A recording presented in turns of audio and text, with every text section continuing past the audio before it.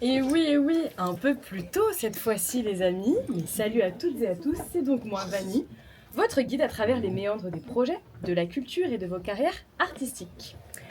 Avez-vous déjà signé un document de 15 pages en vous disant de toute façon je comprends le quart des mots, ou c'est des pros, le contrat doit être bon, ou même pire, est-ce que vous vous êtes déjà rendu compte que vous n'aviez pas le bon statut pour vous faire payer?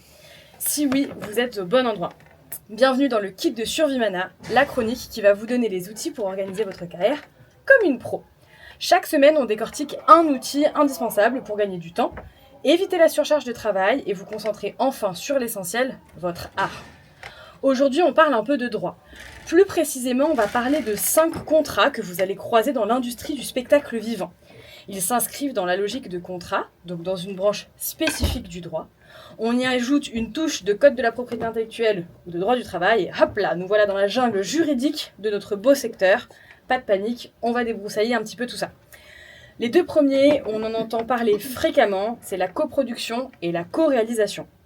La coproduction, c'est quand deux entités ensemble sont dans le même bateau. On partage l'argent, les moyens et les pertes la plupart du temps. Ce sont deux producteurs RIS qui décident de prendre le risque financier ensemble, un peu comme un mariage, et c'est pas pour rien qu'on signe des papiers dans ces trucs-là. Ensuite, donc, la co-réalisation. C'est le contrat moins risqué pour la personne qui ne produit pas, avec un partage de la billetterie. Si la salle est vide, vous n'avez pas de rémunération. Attention, dans ces contrats, il existe souvent une clause qui s'appelle le minimum légal, qui engage les compagnies ou les structures à verser de l'argent si le quota n'est pas rempli, rendant le contrat donc plus risqué pour vous. Je le répète, le remplissage influence donc directement vos gains, et donc la stratégie de communication autour de ça est généralement obligatoire. Prochaine catégorie, la cession. Vous vendez un pack, un peu tout compris, à un prix fixe. Peu importe s'il y a 2 ou 2000 personnes, votre prix est garanti. Attention, s'il vous plaît, on ne confond pas le prix de cession, en gros ce que vous faites avec une facture globale et vous vous occupez de reverser tout le reste. Vous avez un prix fixe et vous vous occupez de reverser les cachets, les droits d'auteur, etc. Et la cession de droits d'auteur qui permet à quelqu'un d'utiliser votre œuvre. Ce sont deux cessions différentes. On fera un épisode dédié avec un petit peu plus de détails.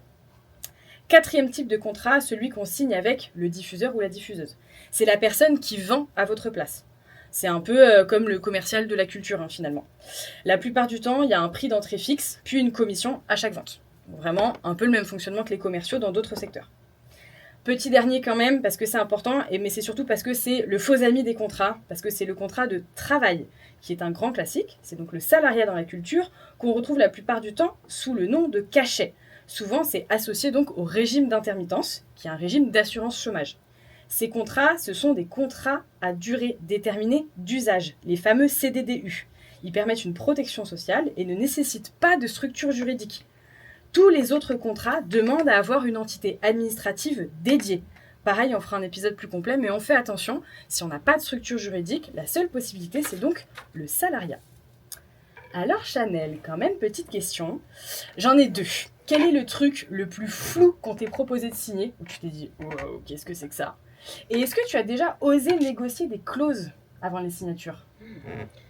Il y a, je pense à un truc qu'on m'a proposé, donc j'étais encore mineure à l'époque, j'avais peut-être 17 ans, et c'était une formation pour englober tout ce qui est direction artistique, comme un label, mais c'était pas un label, mais il y avait une clause d'exclusivité. Donc du coup, Ok. je leur appartenais, mon image leur appartenait, et Ok. pendant 3 ans, je pouvais rien publier sur les réseaux ou quoi qui n'était pas...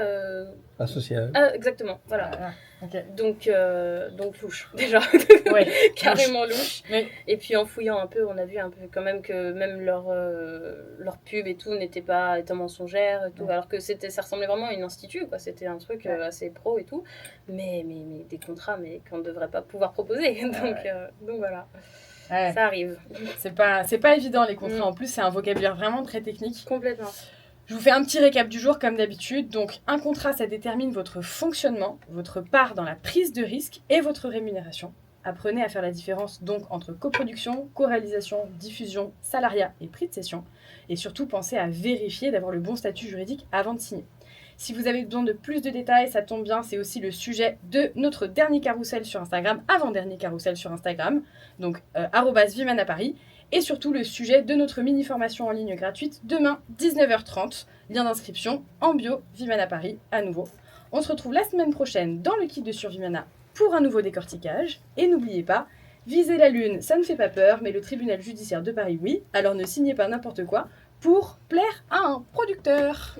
Merci.